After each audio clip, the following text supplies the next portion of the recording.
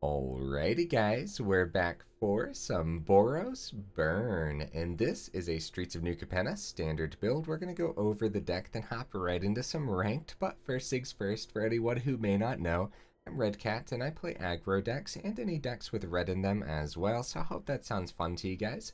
Also, we do got that relatively new Discord. If you want to join that up, there's a link in the description. So, what do we got in the build here? Well, this isn't your typical Boros Burn. Generally speaking, the Boros aggro or burn decks that you see don't rock the Rem Karolus Stalwart Slayer, and this was a suggestion brought to us by our buddy Bobby, so thank you for the suggestion. Just letting you guys know, you guys could drop suggestions in the comments or over in the Discord as well, and eventually I will probably get around to building a deck around those suggestions. And so here we are today with Rem. This is a 3-drop 2/3 Flying Haste legendary creature. If a spell would deal damage to you or another permanent you control, prevent that damage. Nice. If a spell would deal damage to an opponent or a permanent an opponent controls, it deals that much damage +1. Oh, very nice. Now that makes cards like Kami's Flare super interesting, where Kami's Flare could hit a creature or planeswalker for 4 damage and then smack the opponent's face for 3 damage. That's kind of insane, right? We only have 3 of them in here though, because it is legendary, and I guess even though it's gonna have a huge target on its back, you don't want to see like 3 of these in your opening hand or something, you know? There's a couple other cards in here that are probably unique to this particular deck, but we'll go over them in just a second. Let's start over here at the front end. We have 3 Kumano Faces Kakkazan. We know how powerful this card is. However, it doesn't work with Rem, and so we only have 3 of them instead of 4, but if you really want 4, go for it. Drop a Rem. We have 4 Play with Fires, and so don't underestimate the scry on this. That's all I got to say. You guys know Play with Fire. 3 Spikefield Hazards because it works wonders with Rem, and I'm actually going to drop this in the mana base because we don't have too many lands in here, so you're going to play Spikefield Hazard often as land. We have 4 Luminarch Aspirants, and honestly, I don't know what aggro is going to do once Luminarch rotates. I am concerned, and I wonder the direction that it'll actually take. Yeah, Luminarch just runs away with games easily. 2 Shelters. Now, this is interesting because I was doing some research on Boros Burn over on AetherHub, and I saw one of the decks had Shelter in it, and they had 4 of them, and I was like, holy cow. I mean, I guess I understand there's so much removal right now, but still. And it makes a lot of sense. You can play this as a land, or you can play it as an instant. Target creature you control gains protection from a color of your choice until end of turn, and protection does a lot. A player or permanent with protection from a color can't be blocked. That could be huge. Targeted, dealt damage, enchanted, or equipped by anything of that color. Yeah, this card makes sense, so nice. Actually, being able to protect cards like Rem or Luminarch is just going to be huge. I'm also going to drop this in the mana base because it can double as the land. We have 4 Bloodthirsty Adversaries. It's great to come down as a nice 3/3 hasty creature off of a Kumano, but also think of this as a 5-drop as well. And even though it's not too often, you'll probably do it like once a game if you see the Bloodthirsty Adversary in time. You'll still like it is often enough to where you do kind of want to consider it a 5-drop as well. So not only does it modify itself, but you can recast cards from the grave, which is just incredible. Of course, I went over the Kami's Flare already, and we know just how good that actually is with Rem. By the way, guys, when I was putting this together, I went through a bunch of different versions with Rem. I had a big Boros Burn. I had like a different style of Boros Burn that didn't run like the Sunrise Cavalier business and stuff, but yeah, we have 3 Sunrise Cavaliers in here, 3-drop, 3/3 Trample Haste, and you guys are probably getting annoyed by how much you're seeing this card at this point. But the daytime, nighttime ability on this is actually going to be more important in this particular build because we're actually rocking a couple Moonragers slashes here. Now there's only 2 cards in the deck that can actually get it to nighttime, so hopefully Moonrager Slash doesn't slow us down too much. But what's really cool is since it is only 3 mana, you can still recast it with the Bloodthirsty Adversary, no problem. Other than that, 3 mana instant for 3 damage to any target isn't particularly good if it doesn't have other abilities. Luckily, it does have that ability where it could potentially be a 1 mana instant, which could be really good. The other card that can get us to nighttime is Brutal Cathar. Naturally, the card is amazing, and it's just amazing at what it does, huh? We have Call in a Professional as a one-of in here because of Angel decks, and I don't think it's going to work. I think if we go up against Angels, we're going to have a rough time either way, and most of the time when we go up against Angels, we're probably not even going to see Call in a Professional, but it's in here because just in case, I guess, like, you never know. So 3 mana instant, players can't gain life this turn, damage can't be prevented this turn, Call in a Professional deals 3 damage to any target, shield counters don't prevent this damage as they're removed. So even though the main reason it's in here is for Angels, like there's a bunch of other instances where Call in a Professional being open in your hand as an instant could be really good. For example, on a turn that your opponent drops a meat hook, you can Call in a Professional their face, or maybe a big chunky creature that they thought was going to be safe from the meat hook, and now they don't gain life from the meat hook as well. So Call in a Professional actually does a fair bit, doesn't it? On the top end of the curve here, we have a couple Raijus. We know how powerful this card is. I couldn't fit 3 or 4 of them in here, though, because I wanted to make sure we had the Rems as well.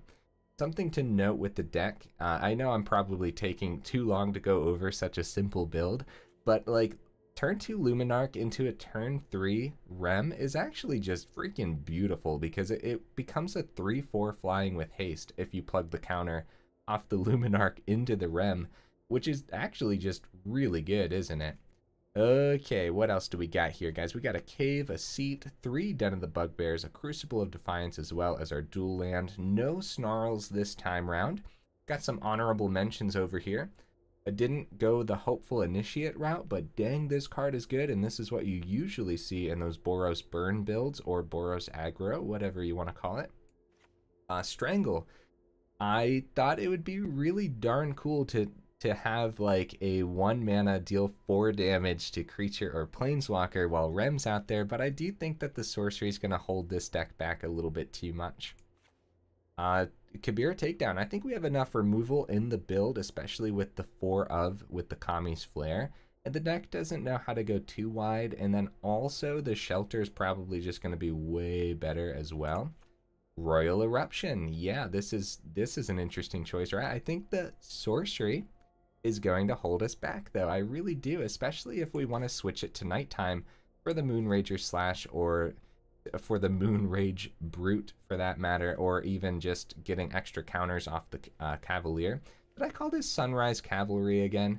I keep doing that. This is Sunrise Cavalier. Anyways, yeah, no Royal Eruption this time round. And then a big concern of mine is we might run out of fuel really, really fast. Hopefully we don't. But something to consider, especially in the final thoughts, we'll go over this a bit more. Showdown of the Scalds, I think right now, I think that it's a little bit too slow for this particular deck. But if we do run out of cards in a lot of these matches, then Showdown is something to consider. As well as March, same concept, a little bit worse than Showdown probably, because Showdown can also modify our creatures. But yeah, just something to think about, I guess. Okay, guys, let's go ahead, hop into some ranked and see how it goes.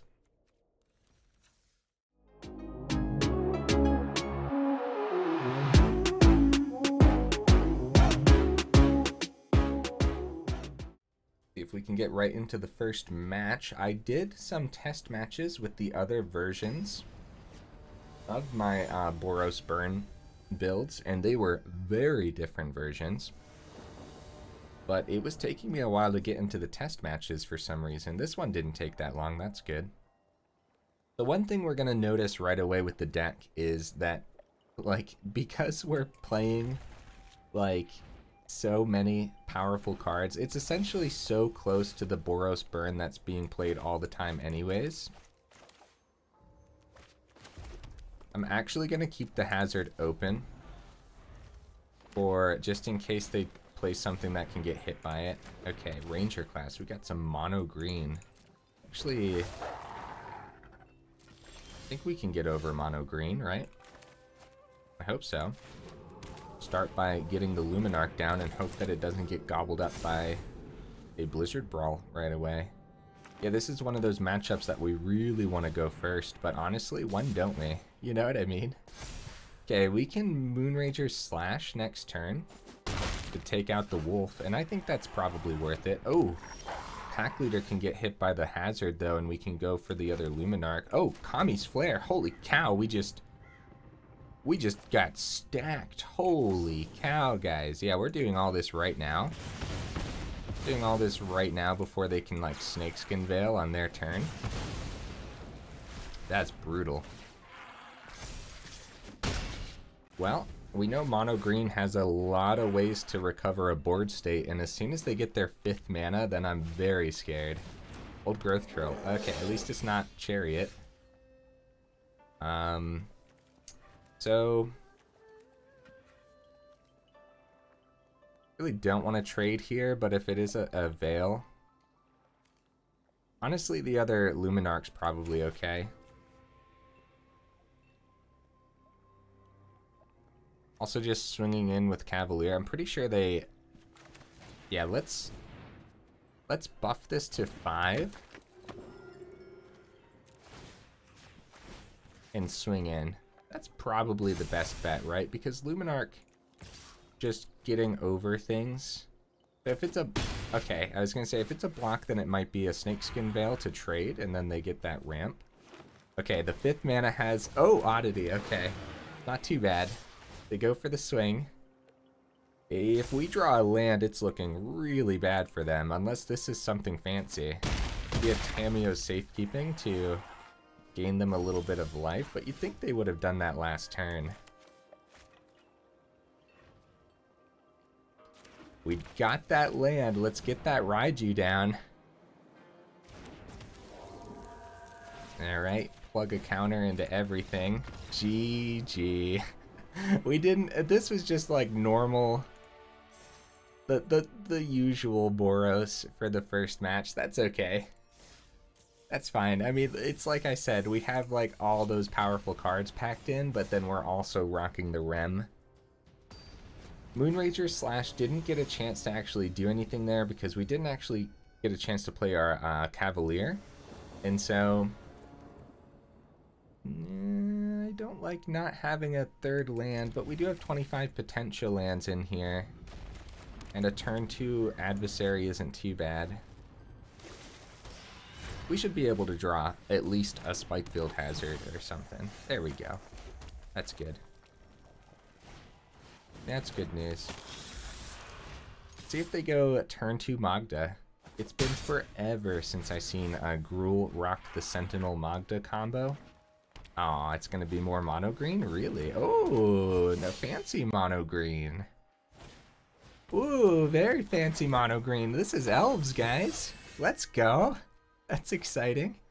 So we could go Brutal Cathar. I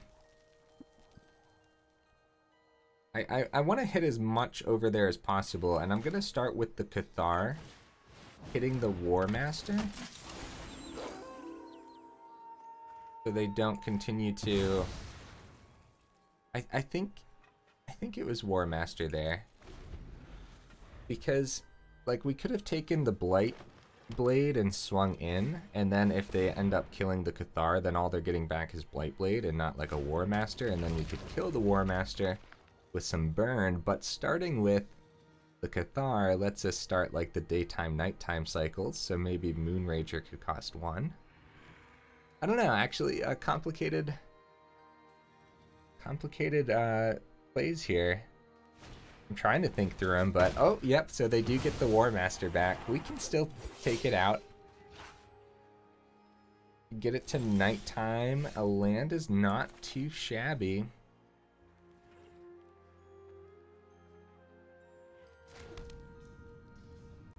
Could also just play the other Cathar and hope that they don't have more brawls.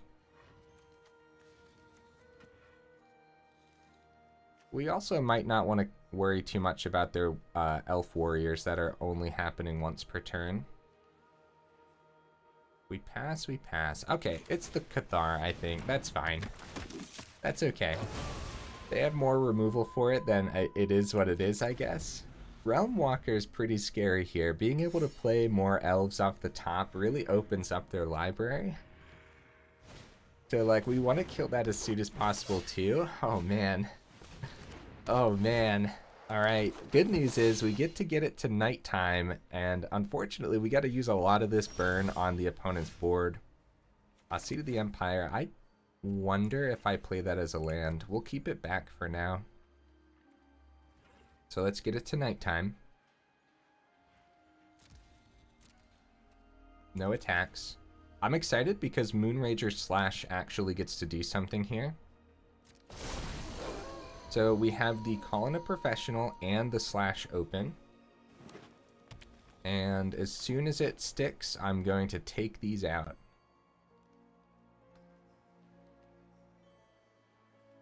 We might want to start with, I don't know, I guess War Master, but Realm Walker too. Either way, it's these two that we're hitting this turn. They have a lot of mana, guys, with the Sentinels open. Dude. Oh my goodness. Drops of Vivian, that is terrifying. That was the last card in their hand? Oh my goodness. Yeah, they go +2. So we're gonna take out the War Master before they get to... Oh, that is terrifying, opponent. Okay, elves with Vivian. Now that's pretty clever. I like that. I like that a lot. Yeah, get a Blight Blade. Nice. That's cool. You can sacrifice tokens to get a 1-drop. That's really cool. Did they play 2 cards this turn? I don't think so. Yeah, we gotta figure out these, the Death Touch nonsense, huh? Oh, nice. Nice, okay.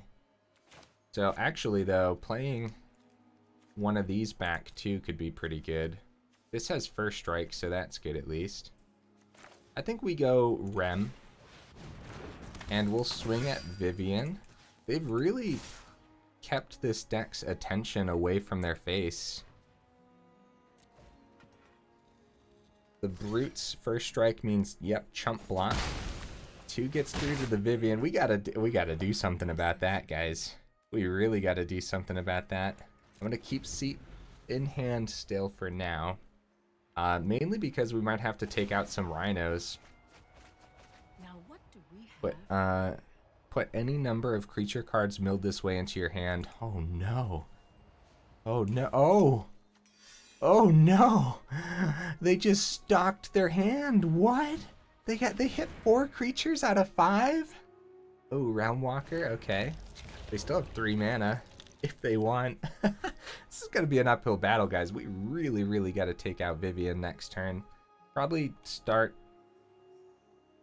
So we wanted Rem down first so that these hit more for at least 4.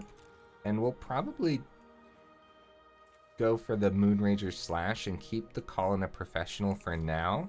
Even though we pretty much know how the deck that our opponent is playing is running at this point, and I don't know if they're going to really have life gain. They could have an inscription of an... what the crap's it called? Okay, they go for the other Realm Walker. Inscription of Abundance, right? Okay, so we can successfully grab...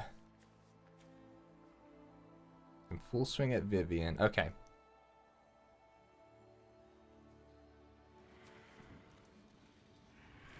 Alright, let's take one of the Realm Walkers. I think that's fine, because if we drew like a Spikefield Hazard, then we can take out the other Blight Blade.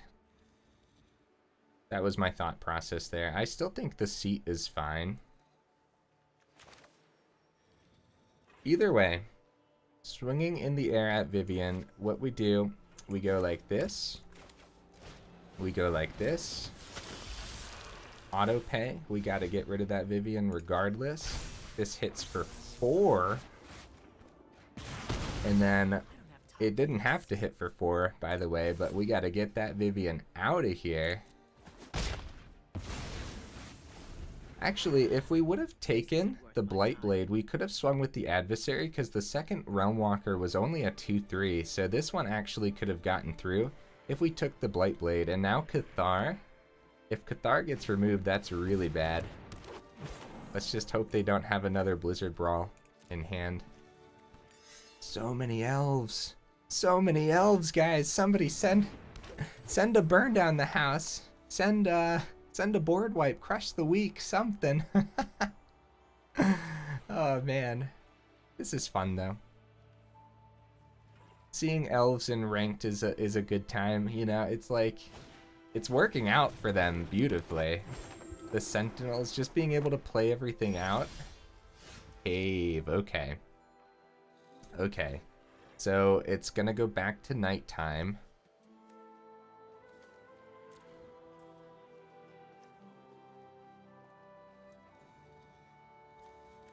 How are we going to successfully do this, guys? How are we going to get through? Gotta take care of the Blightblades. Can't swing with Den. That would be really bad. I guess we just start swinging in the air and hope. They didn't play their Ginny Fae yet. Yeah, we're just looking for more removal. But the cave wasn't a bad draw because now we can start swinging in the air with that too. And if this is like a Blizzard Brawl, their last card is removal, then it is looking terrible for us. Other words, this is anyone's game. So now that it's nighttime, this has first strike again, but they have enough blockers to where they can double block quite effectively. But the Seat of the Empire, oh, Shelter. Shelter could work too. I really think I might just power up Cave and swing in the air though.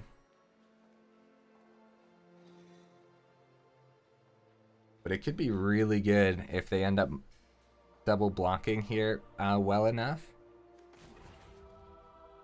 I think I'm just going to power up Cave though. It's 5 damage in the air. We're still at 20. We have enough blockers on the ground. Checking out the Realm Walker. Oh, they do triple block with the Sentinels into Rem. Oh, don't forget Sentinels have reach, guys. Oh my goodness, that is amazing.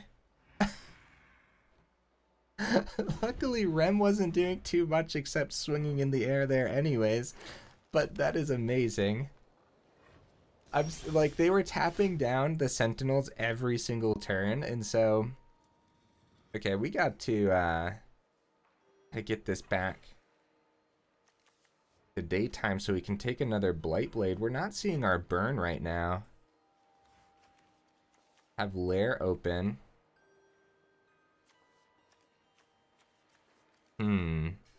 How do we do this, guys?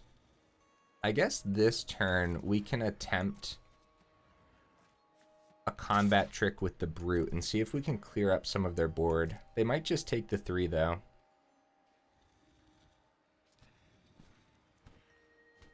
The Seat of the Empire, so let's see what they do. Excuse me, guys. This ended up being a much longer match than I was expecting. I feel like I could have played it out a bit better here and there though. I think taking the Blightblades a few times, like, I can't believe how much a little Death Touch 1/1 can actually hold us up, you know? Maybe I should have just been swinging, just get those trades in, but honestly, I don't know. I think holding it back and hoping for some burn off the top is the best option. So what exactly is happening here? What exactly is going on? Are they powering up Lair? So we can shelter. But do I want to? Yeah, I guess. At 13 Lair.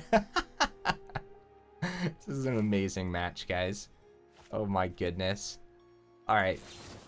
Shelter. The Brute. Protection from green. Oh man. Okay, we can still keep Seat of the Empire open, but I kind of wanted to switch back to daytime. So we're gonna get the Cavalier down, and we get some counters, and we get to take, I guess, the other Realm Walker. Man, I really want to take the Blight Blades, but letting them play elves off the top is so bad. But like also, Blizzard Brawl is really bad too. We could start trying to get the Cathar. Man, it already has a huge target on its back. I'm just making it worse, huh? If we could get it above a Blizzard Blade, I can't speak, guys. A Blizzard Brawl. Hey, okay, we get to plug another counter into the Brute. No, more land, really? All right. Well, we get to keep Seat in hand for sure then. We can power up Cave and just start swinging in the air. I don't know if we're gonna get there, guys. It really depends. So luckily, okay, I was gonna say, they could chump with Sentinel. We need to see more burn. Really bad. We need to see more burn off the top. Yeah, losing Rem earlier might actually... Yeah, that could potentially lose us the game if we end up... Because think about it this way, if we drew burn like 3 turns in a row or something, if the Rem was still out there being valuable, then that could just end the match, because they're low enough to where that extra point of damage off the Rem could be huge. Also, Bloodthirsty Adversary off the top could be good too, because we could get... What's this now? They got a Blizzard Brawl, they're going to pay 3. That does it. That was interesting. I mean, they got rid of our biggest card. Hold up.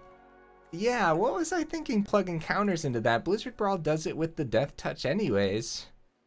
I don't know what I'm thinking, guys. Don't listen to me. I don't know how to play.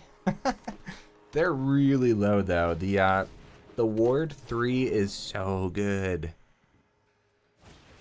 Galagreeters off the top. Oh no. Oh no. This is simple though. Draw burn, swing in the air with Cave. It has to be cheap burn, but we do have 7 mana that we could play the Seat too. Get another 2/2 cat. It looks like they're gonna go in. If they do, we might be able to take all of it. I don't know, guys. I don't know. Yeah, they were looking for that second removal and they found it, and so we really need to not draw land here. Oh, they're back up to 8. Oh, the Galagreeters. Yep. Alright, that's a nail in the coffin, guys. If the match takes too much longer, then we'll have to go ahead and hop into the next one, because we're almost 30 minutes in already. Come on, opponent. I'm gonna let the damage go through, I promise. Come on, buddy. Now I'm nervous about time because this match has been a long one. Yeah, we were close, but the life gain from the greeters, that was very smart from the opponent. And honestly, just seeing elves, like, it just makes me happy to see this over here in ranked. They did really good. Everything was really good. We could have drawn better for sure, but I could have played better also. Like, losing the Rem was pretty bad, even though we didn't see any burn after the fact anyways. So we did get, like, 2 punished for that. Okay, we're down to 18. And we really wish we could plug this into a flyer, but I will put it into the Cavalier. Play with fire. Oh man, the Galagreeters really did it for the opponent. Oh no. Oh, was there anywhere where I missed excess damage? We're at 18. They didn't buff all their elves yet, but this is looking bad because they could power up Lair, which means a for sure chump block is going to have to happen for the Lair. We keep... Okay. Okay, they're gonna buff and block with Sentinel, double block with Sentinel, and that's a GG. What we're gonna do is let them full swing. How do they have this much mana? Where is the mana coming from? I'm missing something here. Add green for each creature you control. That's it. That's what it was. Let's let them play this out because that looks like so much fun. That's crazy, man. Yeah, we just took too long to get there. They were able to power up a couple bad draws, couple bad plays, and here we are. Oh man, yeah, it didn't even have to be Galagreeters, since this Circle of Dreams could do so much. Oh, if they don't full swing here, we will concede. Okay, I was gonna say we don't want it to take too much longer. So now they can buff everything a bunch of times. So we can actually block there, and there, and we'll take out a greeter, even though we're technically not taking it out. Very good game, opponent. That was a fun one. Oh man, there were so many moments where I thought we were gonna get there. That's sweet though. Very good game. I can't believe Circle of Dreams Druid is doing that much. 50% total win rate so far. Only 2 games. That game was 20 minutes, guys. I'm sorry. Oh no. We'll try to get as many games in as possible here now. Yeah, I thought we were gonna get there. What about you guys? Oh man, some just a little bit more removal would have been really good. So maybe that Kabira takedown like I was talking about earlier, maybe that would be good. Because the Shelter just gave us a combat trick for 1 turn. Whereas the takedown would have... I guess it depends on what you're seeing. Okay. Not a bad hand at all. I like it. We'll keep this. Yeah, it depends what you're seeing in your meta. If you're seeing a lot of creatures, then you might want to try to find more removal. Or if you're seeing a lot of Boros... They're going to keep Play with Fire open for their Luminarch. They're rocking Snarls. Nice. If it's a Bloodthirsty Adversary, it does get around the Play with Fire. Okie dokies. We do get to hit that before combat. Very nice. Okay, Spikefield. Okay. We could keep that open too. Kami's Flare open as well. Okay. Yeah, we better. Especially the Kami's Flare probably for a turn 3 Cavalier. Yeah, this is a mirror match, but we're rocking Rem, so we'll see if that ends up working out for us. Alright, we'll take the 2 this time. Because I really want to hit a 3-drop with this. Okay, they actually end up passing. And I feel like Rem is going to die right away. But I'm going to try it. Because the burn can hit Rem, but it can't hit us. I feel like as soon as it passes to their turn, they're going to have like their own Kami's Flare. Or I guess what they'd be playing is probably Royal Eruption. Oh, it might be Kami's Flare though this turn. But they took the 2 already, so...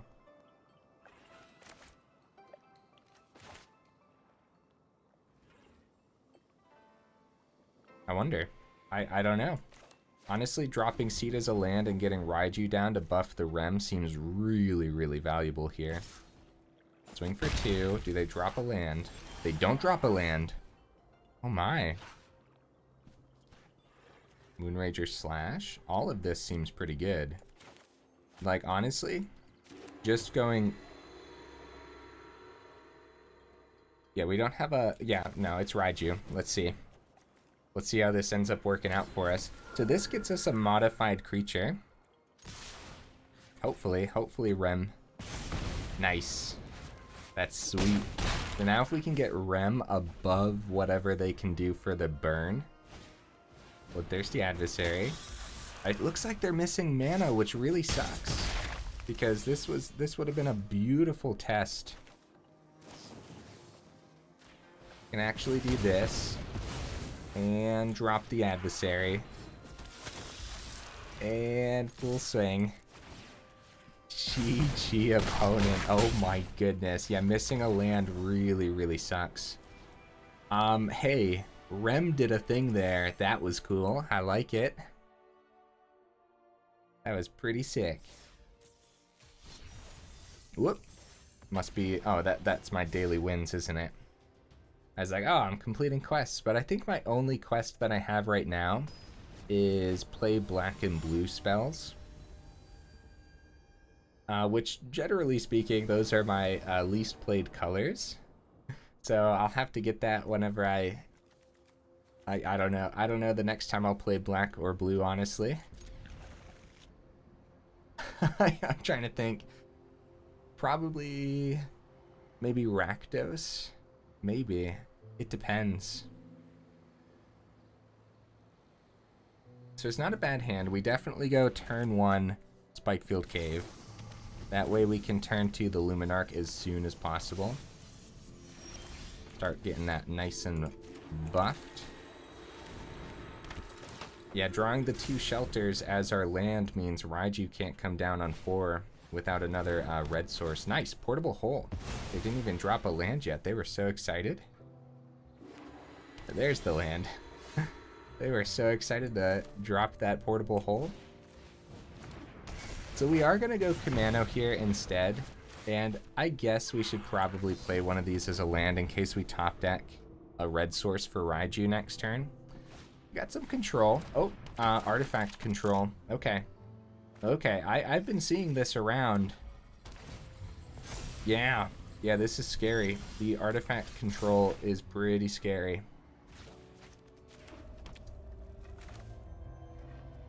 I kind of want to take out the Smith here and just swing for 3, but Raiju actually hitting the board and not getting countered seems pretty good. But it could just be a simple, like, Fateful Absence on their turn or something. I don't know, man. They take the 5 here. They want the Smith to be buffed above our red removal range. And so, Portable Hole doesn't hit the Raiju. It does hit the Kumano. And they go for it. They are going to hit the Kumano here. So the Smith can still get taken out by the Flare. So I wonder if they play one more artifact this turn. Oh, they got it. Oh no, it's only once per turn. Oh, nice. Okay. Woo. Yeah, that would be a really good card if it was more than once per turn, huh? Yeah, Flare can hit it. And we can actually... Okay, Den. I wonder if we... Okay. Yeah. We... Kami's Flare. They're going to power up the Reckoner. They're going to power up the Reckoner. So, do they plan on chump blocking then?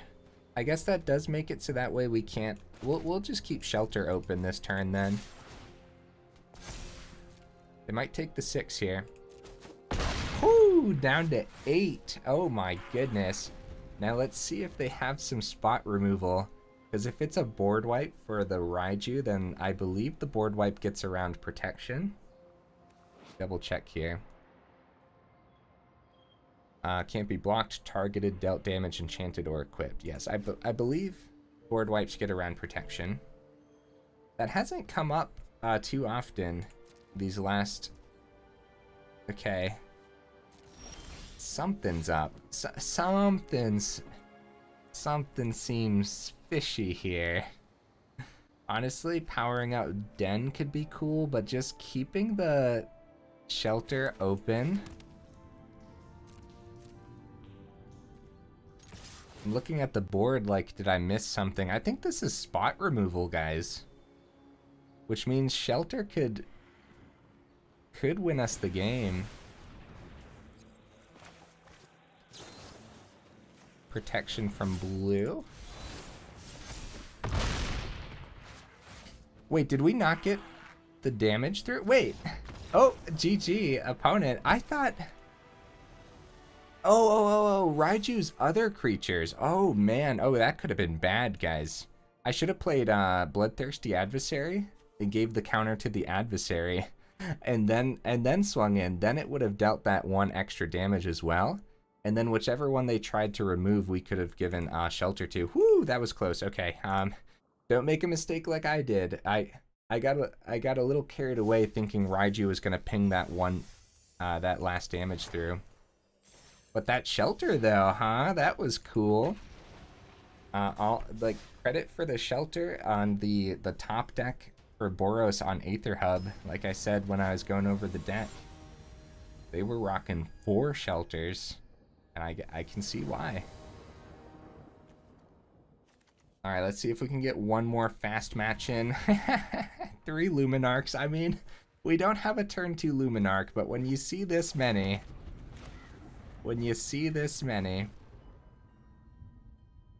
Yeah, we're 41 minutes in, so we are hoping for a fast match.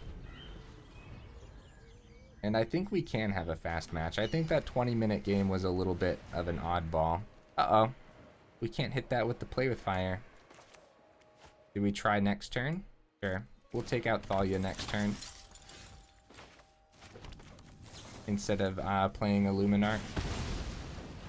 I think that's fine. Oh, we could have kept that open. That's an instant. I'm slowly getting worse at the game as the day goes on, guys. I apologize. We probably should have kept... No. Actually, it probably worked out. This is the type of deck that would run a Tamiyo Safekeeping or... ooh, a Redain. Woo! That's a card. That's a thing. I'm gonna drop Rem. They have a great blocker. Probably double down on the Luminarchs next turn. Start swinging in the air. Unless Kami's Flare is better to hit the Rem. Oh yeah, the Redain, and then... Yeah, Kami's Flare hitting Redain deals... Now, we need Luminarch first, yes. We need to modify our creatures first. Okay, this still hits. Intrepid Adversary's sick, but... Take the 3. Shelter. Okay. So, how we do this... We drop Luminarch. We go to combat, buff the Rem. Kami's Flare hits for 4 because Rem's on the board. And we swing in the air. They're gonna gain 4 from the swing. But I think I'm okay with that.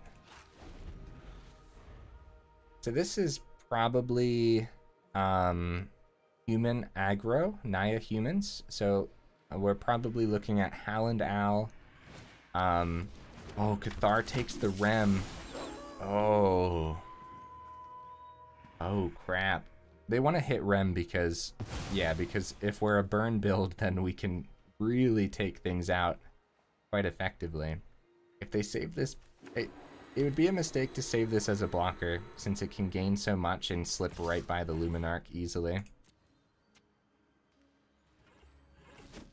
They got their 5th mana. This is going to be an uphill battle, guys. Oh, Raiju, that's pretty good though, huh? But it's time. Time to get all the Luminarchs on the board. Start the buffing process.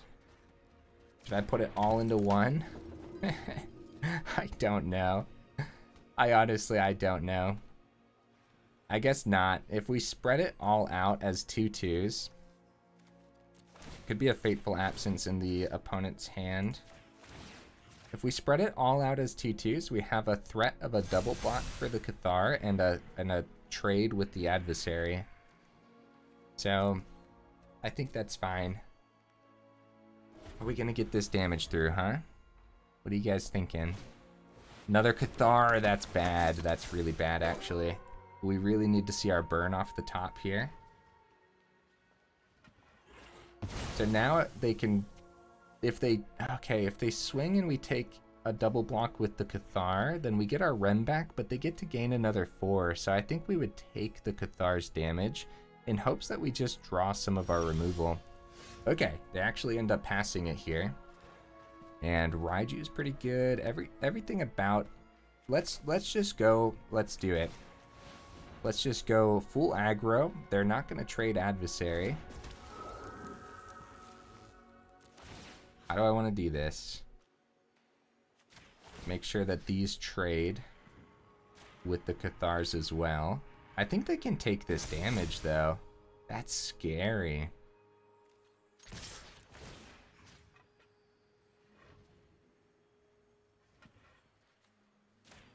Alright, I think Luminarch is fine.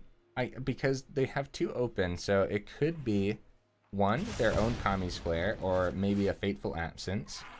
And so I think trying to like protect a Raiju from a trade with a Cathar isn't going to work out in our favor anyways. And so yeah, trading it, getting a Rem back. Snakeskin Veil. Oh no. Okay, the good news is we do get to keep the Luminarchs. But are we just dead? We might be dead. We might be. They just need to get 2 more damage through. They don't have a creature land. But it could be like another Adversary, buff everything. They're going to go back up to 13 from a swing here. Yeah, not looking great, guys. I wonder if there was a way through here. I wonder if there's a better way. Okay, that's what we wanted to see last turn. There we go. Kami's Flare is pretty big. I wish we could actually hit a Cathar this turn to get our Rem back or something, but hitting the Intrepid Adversary is pretty good. Get it back to daytime. Oh wait, if we get it back to daytime. Oh crap. Alright, it's the opponents, guys. I have made a mistake, and I really wish this was a Spikefield Hazard. Good game. They get to take the Brutal Cathars. With the Brutal Cathar, they get to take the Luminarchs. And yeah, I wonder if there's a way through. There probably was. We probably could have drawn better too, but I probably could have played better overall. Like this could have been another Kumano or a Spikefield Hazard. Oh man, that's tough. Let's let him play it out, swing on in, get that damage through. Good, very good game, opponent. Very good game. 60% total win rate. The deck has a lot of power. Rem has a huge target on its back because it happens to be very good. But for my final thoughts here, I already know what I want to say, and that is, where the heck is all the burn? We're like, oh man, if we just get some burn off the top. And so I think the answer's simple here. Hoping for a Spikefield, play with fire. Kami's Flare, obviously, you want 8 of these for some reason. Moonrager's Brute, call in a professional. It looks like a lot, but it's actually not a lot for some reason. And so what would I do? I would actually drop another Kumano probably, even though that 1 ping to the face, it happens to be really, really good. And the modify off of Kumano is really good too. I think 2 is fine. And then I'd probably go up a Spikefield Hazard. Even though we don't need more land, I think that this, since it works better with Rem, it's just going to be better overall. Also has a lot of great targets right now in Standard too. So I actually really liked the Moonrager's Slash as well. I thought that was pretty sick. What did you guys think though? I feel like we could find room for another call in a professional too. Actually, something you could consider is actually dropping down to 2 Rem instead of 3, because while it is really good, you don't necessarily need to see it every game when there's this much power in a Boros build to begin with. So you could drop this down, go up another call in the professional, and you might be able to keep the 3 Kumanos, honestly. Just, I think the deck needs more burn somehow. Did we run out of cards easily? Honestly, no. I'm surprised that we didn't. So a showdown is probably completely unnecessary, and the red march actually could be pretty good in here while you're searching for more burn. So searching for more burn off the top with the march seems good, but I think that the showdown is going to be a little bit too slow. Either way, guys, let me know what you thought down in the comments, and if you made it this far into the video, y'all are champions for real, because we just hit the 50-minute mark. Either way, I will see you in the next video.